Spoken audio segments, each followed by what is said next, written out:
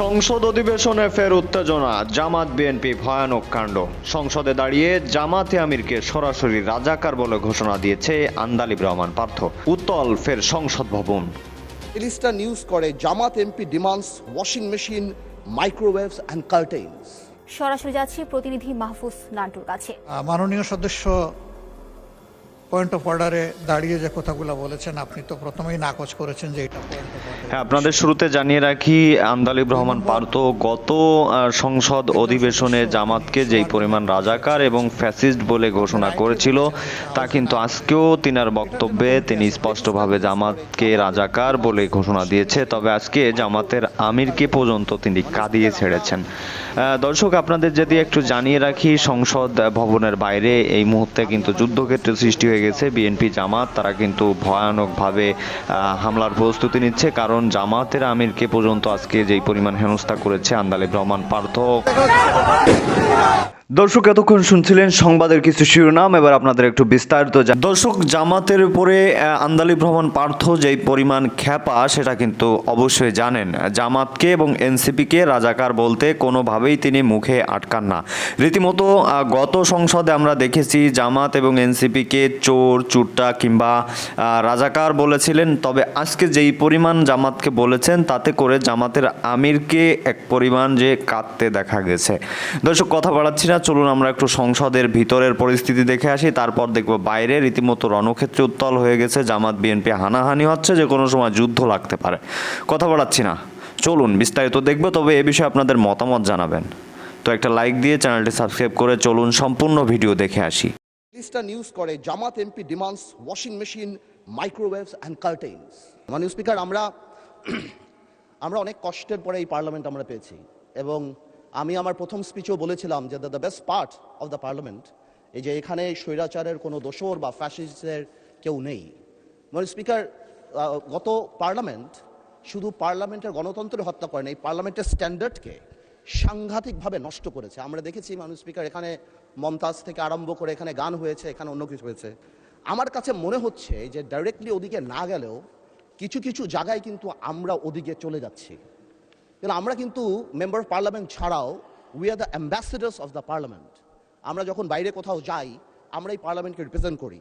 মানে স্পিকার, কালকে পরশুদিন পার্লামেন্ট থেকে যাওয়ার পরে আমি অনেক টেলিফোন পাই, এবং সেখানে আমি ডিফেন্ড করার চেষ্টা করি, এবং ডেইলি স্টার নিউজ করে Jamaat MP demands washing machine, microwaves and curtains.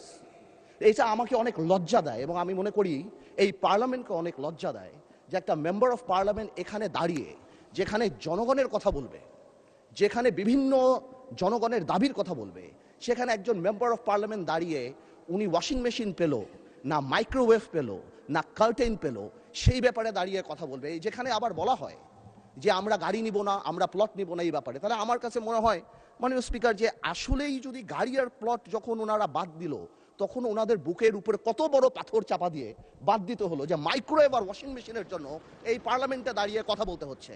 মাননীয় স্পিকার, আমার মনে হচ্ছে যে এই স্ট্যান্ডার্ড আর স্ট্যাচার আমাদেরকে মেনটেন করা উচিত, এবং আমি বলবো আমাদের মাননীয় যারা আছেন ওনাদেরকে, স্পেশালি আমাদের বিরোধী দল, এবং এটা কালকে হয়তো আমাদেরকেও বলতে পারে, আমি জেনারেলি এটা বলছি যে উই মাস্ট স্ট্যান্ড। আমি শেষ করছি এতটুকু যে আমি খুব সিরিয়াসলি বলছি। তারপরও যদি আমার ভাই যেহেতু কমেন্ট করেছেন, উনি চান আমি ওনাকে এম্বারেস না করে আগামীতে যদি ওনার পর্দার মাইক্রোওয়েভ লাগে, আমি আমার তরফ থেকে ওনাকে একটা মাইক্রোওয়েভ দিতে চাই, এবং আমি প্রধানমন্ত্রীকে রিকোয়েস্ট করতে চাই যদি ওয়াশিং মেশিনটা উনি দেয়, এবং হোম মিনিস্টার থাকলে আমি বলতাম যে উনি পর্দাটা যদি কিনে দিয়ে ওনার সংসারটা আমরা গোছায় দিতে পারতাম, তারপরেও যদি আমার পার্লামেন্টকে উনি এম্বারেস না করতো।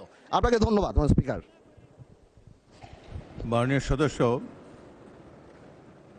এটা পয়েন্ট অফ অর্ডারের মধ্যে পড়ে না। দ্বিতীয়ত, যেই সদস্য বাজেট সেশনের উপরে বক্তব্য রাখতে গিয়ে বলেছেন, বাজেট সেশন এমন একটি সেশন, বাজেট বক্তব্য এমন একটি বক্তব্য, সেখানে অনেক বিষয়ে বক্তব্য রাখা যায়, এবং তাছাড়া একজন সদস্য তার সুবিধা অসুবিধার কথা বলেছেন। আমি মনে করি এটা সংসদের না বললেও ভালো হতো, কিন্তু এটা বলে এমন কোনো গর্হিত অপরাধও তিনি করেন নাই। আমাদের হাউস কমিটি আছে, সেখানে আমরা সংসদ সদস্যদেরকে আসবাবপত্র ইত্যাদি আমরা দিয়ে থাকি। সেই হিসাবে তিনি যদি সকল সদস্য, তিনি তার নিজের জন্য চান নাই, সকল সংসদ সদস্যদের জন্যই, যারা হাউসে সংসদের দেওয়া ভবনে যারা বসবাস করে তাদের সম্পর্কে বলেছে। সুতরাং এটা এমন কোনো গর্হিত অপরাধ হয়নি। তবে আমি মনে করি না বললেই ভালো হতো, এতে জনমনে অন্য ধরনের ধারণা হতে পারে। তবে এটি তো তাদের প্রাপ্য হতে পারে, এটা এমন কিছু বড় জিনিস নেই। এই সামান্য জিনিস নিয়ে এটি নিয়ে আর তর্ক বিতর্ক করতে চাই না, কারণ এটি নিয়ে বিতর্ক করলে আবার খারাপ মেসেজ যাবে বাইরে। তো ভবিষ্যতে বক্তব্য রাখার সময় আমরা সবাই কেয়ারফুল থাকবো। যেসব জিনিস পার্সোনালি আপনি যদি হাউস কমিটির চেয়ারম্যান আছেন, সদস্যরা যদি তাকে জানান, তারা এটার সমাধান করতে পারবেন। মাননীয় বিরোধী দলের নেতা, এটা নিয়ে কোনো বিতর্ক হোক এটা আমি চাই না। আপনি অন্য কোনো বিষয় বললে বলেন, এটা সম্পর্কে আর শুনতে চাই না। এটা কথা। আরেকটি কথা আমি বলি আপনাদের কথা, আর যেভাবে আপনি একজন সদস্যকে অফার করেছেন তাকে দেবেন, এটাও তার জন্য একটি ডিসরেসপেক্টফুল মনে হতে পারে। উনি নিজের জন্য চান নাই, সকল সংসদ সদস্য যারা বসবাস করে সংসদের সরকারি বাড়িতে তাদের জন্য বলেছেন। সুতরাং এটা নিয়ে, এই বিষয়টা নিয়ে আর বিতর্ক না হোক, এটা আমি চাই। মাননীয় নেতা, এরপরে আর বাড়াবাড়ি তো কোনো দরকার নেই। বিরোধী দলের নেতা, আপনি তো এই সম্পর্কেই বলবেন তো? আচ্ছা, বলেন। মাননীয় সদস্য পয়েন্ট অফ অর্ডারে দাঁড়িয়ে যে কথাগুলো বলেছেন, আপনি তো প্রথমেই নাকচ করেছেন যে এটা পয়েন্ট অফ অর্ডারের বিষয় না। 2 নম্বর, একজন সদস্য তিনি সবার জন্য একটা বিষয় চেয়েছেন। আপনি রাইটলি বলেছেন যে এটা হাউসে না বলে এটার জন্য কমিটি আছে, ওখানে বললেই হতো। কিন্তু তিনি এইটাকে সূত্র ধরে আবার আরেকটা, যে গাড়ি বাড়ি সব নিয়ে আসলেন। উনি তো, আমি মনে করি, একজন বিজ্ঞ পার্লামেন্টারিয়ান। আবার নিজের থেকে অফারও দিয়ে দিলেন যে আমি সব দিয়ে দেব। ওনার কাছে চাইছেন নাকি কেউ যে উনি দিবেন? আমার মনে হয় যে আমাদের মানসিকতাগুলো এমন হওয়া উচিত যেটা এখানে দাঁড়িয়ে অন্তত কেউ কারো সম্মান। তখন ওনারা বললেন যে ভোটের আগে ফোস করে, ভোটের পরে আর ফোস করে না। মাননীয় স্পিকার, আমার এলাকায় আমি আগেও বলেছি, আমাদের বিরোধী দলীয় নেতা বাড়ি আমার এলাকায়, তাই সেখানে আমি অনেক কিছু সহ্য করে, অনেক কিছু বিনিময়ে আমি এই পার্লামেন্টে আসতে পেরেছি। আপনারা জান্নাতের টিকিটের কথা শুনেছেন, আপনারা কেউ বুরকার কথা শুনেছেন কিনা আমি জানি না, কেউ সালোয়ার কামিজের কথা শুনেছেন কিনা আমি জানি না। এখানেই শেষ নয় মাননীয় স্পিকার, আপনারা জানেন নির্বাচনের দিন প্রত্যেকটি বুথের আশেপাশে প্রার্থীর কোনো এজেন্ট থাকেন নির্বাচনী ভোটার স্লিপ দেওয়ার জন্য। সেই রকম জান্নাতি একটি ক্যাম্পে আমার এক বৃদ্ধ মা, উনি ভোট দিতে যাচ্ছেন, ওনাকে ডাকা হলো সেখানে। ডাকার পরে উনি বললেন আমার খুব তৃষ্ণা পেয়েছে, আমাকে একটু পানি দিবেন। তখন ওনাকে একটি কোক দেওয়া হলো। মাননীয় স্পিকার, আপনি জানেন কোক খুললেই ফস করে একটা শব্দ হয়। আমার বৃদ্ধ মা ভোট দিয়ে আসলেন, আসার পরে একই ক্যাম্পে আবার গেলেন, গিয়ে বললেন আমাকে আরেকটু পানি দান। তখন তাকে সাদা পানি দেওয়া হলো। উনি বললেন যে না। বলতে চাই, পাহাড়কে যেরকম ধাক্কা দিলে ফেলা যাবে না। শেখ মুজিব লাল ঘোড়া দাবড়াতে চাইছিল, ইতিহাস সাক্ষী দেয়। কোথায় শেখ মুজিব আজকে? শেখ হাসিনা অনেক কথা বলেছিলেন এই দেশের মানুষের সাথে, দেখবো দেখা যাবে কোথায় বিএনপি, কোথায় জামাত।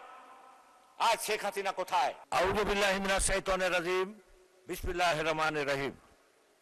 মাননীয় স্পিকার, আপনাকে ধন্যবাদ। সর্বপ্রথমেই মহান আল্লাহ রাব্বুল আলামিনের কাছে শুকরিয়া আদায় করি। পাশাপাশি আজকের এই বাজেটে অর্থমন্ত্রীকে ধন্যবাদ দিয়ে আমি কথা আরম্ভ করতে চাই।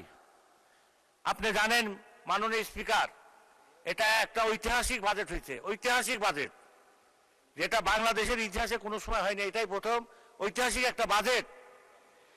এই বাজেটের পরপরই আমরা গ্রামে ছিলাম। আমি গ্রামে, আমার নির্বাচনী এলাকায় আমি বাস করি, সেখানে মানুষের হাট বাজারে যতদূর গিয়েছি ততদূর মানুষ খুশি এই বাজেটে। মাননীয় স্পিকার, পাহাড়কে ধাক্কা দিলে ফেলা যায় না, পাহাড়কে ধাক্কা মারি মাননীয় স্পিকার ফেলা যায় না।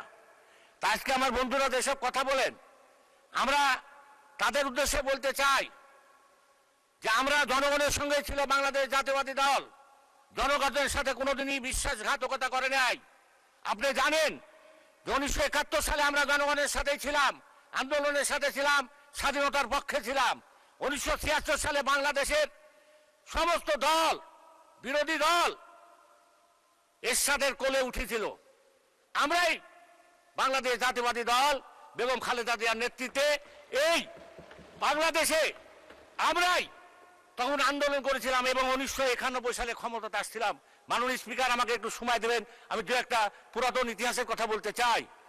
91 সালে এই দেশে প্রেসিডেন্ট গভর্নমেন্ট বাদ দিয়ে এই দেশে মন্ত্রিপরিষদ শাসন আমাদের বেগম খালেদা জিয়া সংসদীয় গণতন্ত্র প্রতিষ্ঠান করে। 1996 সালে মাননীয় স্পিকার, 1996 সালে সমস্ত দল একখানে হয়ে গেছিল, আন্দোলন করেছিল। বেগম খালেদা জিয়া গণতন্ত্রের প্রতি শ্রদ্ধা সম্মান জানিয়ে মাননীয় স্পিকার সেদিনকে তিনি তাদেরকে অস্ত্র দিয়ে সেদিনকেও তিনি বাংলাদেশে প্রথম এই তত্ত্বাবধায়ক সরকার গঠন করেছে। আমি বলতে চাই, পাহাড়কে যেরকম ধাক্কা দিলে ফেলা যাবে না। শেখ মুজিব লাল ঘোড়া দাবড়াতে চাইছিল, ইতিহাস সাক্ষী দেয়। কোথায় শেখ মুজিব আজকে? শেখ হাসিনা অনেক কথা বলেছিলেন এই দেশের মানুষের সাথে, দেখবো দেখা যাবে কোথায় বিএনপি, কোথায় জামাত। আজ শেখ হাসিনা কোথায়? আমরা বিএনপি বাংলাদেশের প্রত্যেকটা আন্দোলনের সংগ্রামে ছিলাম। মানুষের সাথে বিশ্বাসঘাতকতার ইতিহাস আমাদের জানা নাই, আমরা করি নাই। 96 বলেন, 2001 সালে বলেন, 2009 সালে বলেন, 17 সালে বলেন, আমরা কোনোদিন জানি না। বিরোধী দল আজকে আপনারা সমালোচনা করছেন, আমাদেরকে ধাক্কা দিলে আমরা পড়ে যাব, এটা আপনাদের ভুল ধারণা। আপনারা মনে রাখেন, বিএনপি একটা বিশাল দল, এর পিছিয়ে গণগণ আছে। আপনারা এই ঢাকা ইউনিভার্সিটি যখন ছাত্র শিবির পাস করেছিল, আপনারা যখন চিটাগাঙ্গে পাস করেছিলেন, আপনারা যখন রাজশাহী পাস করেছিলেন, আপনারা ঘোষণা দিয়েছিলেন যে আমরা এবার ক্ষমতায় যাব। যার কারণে সেই ক্ষমতা কোথায় গেল, কি অবস্থা হলো, বাংলাদেশের জনগণ কাকে সমর্থন করলো, ইতিহাস সাক্ষী দিবে,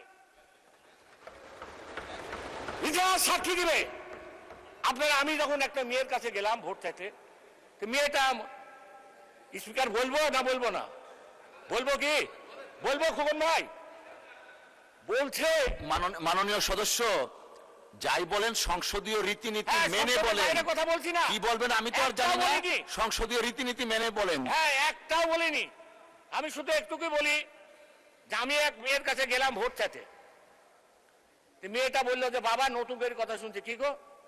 তো বলছে, মা বাবা এখন নাকি মরার পর, মানুষের মরার পর আমরা জানি তোমার দিনকে, তোমার রবকে, এগুলো আল্লাহ জিজ্ঞাসা করে। ওই মেয়েটা আমাকে বলছে যে ভোট কাকে দিছো সেটাও নাকি আল্লাহ রাব্বুল আলামিন এবার জিজ্ঞাসা করবে। শুনতে শুনতে তো আমার মাথা খারাপ হয়ে গেল। আমি আবার গেলাম, যেহেতু ভোট তো সব শেষ হয়ে গেল। পরবর্তীকালে আমি যাই দেখলাম যে সব কথা যে মানুষ কর্ণপাত করে নাই। অতএব আমরা আপনাদেরকে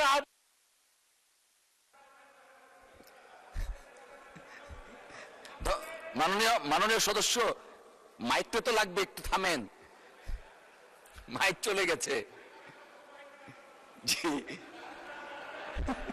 তো দর্শক, দেখছিলেন খুব গুরুত্বপূর্ণ প্রতিবেদন। এতক্ষণ আমাদের সাথে থাকার জন্য, দেখার জন্য সবাইকে ধন্যবাদ জানাচ্ছি। ধন্যবাদ জানাচ্ছি আপনাকে, এতক্ষণ আমাদের সাথে ছিলেন। দর্শক, এখন এই বিষয়ে আপনাদের মতামতকে একটু কমেন্টে জানাবেন। আশা করি সম্পূর্ণ নিউজ এবং সম্পূর্ণ প্রতিবেদন দেখেছেন। তাহলে এখন এই বিষয়ে আপনাদের মতামত জানতে চাইব। আর হ্যাঁ, পরবর্তীতে থেকে গুরুত্বপূর্ণ কিছু নিউজ আসতেছে, যেটা এই ভিডিওতে আপনাদের দেখানোর কথা ছিল, তবে সময় সংক্ষেপের কারণে দেখাতে পারিনি, এজন্য ক্ষমা চেয়ে নিচ্ছি। তো সেগুলো আরও গুরুত্বপূর্ণ, সেগুলো দেখতে অবশ্যই চ্যানেলটি সাবস্ক্রাইব করে রাখুন এবং পাশে রাখা বেল আইকনটি অবশ্যই বাজিয়ে দিন। তো দর্শক, একটি কমেন্ট করে সামাজিক কাজে লেগে পড়ুন। সেই সামাজিক কাজটা হলো ভিডিওটি শেয়ার করে দিন। তো দর্শক, ভালো থাকুন, সুস্থ থাকুন, দেখা হচ্ছে খুব দ্রুত। আল্লাহ হাফেজ।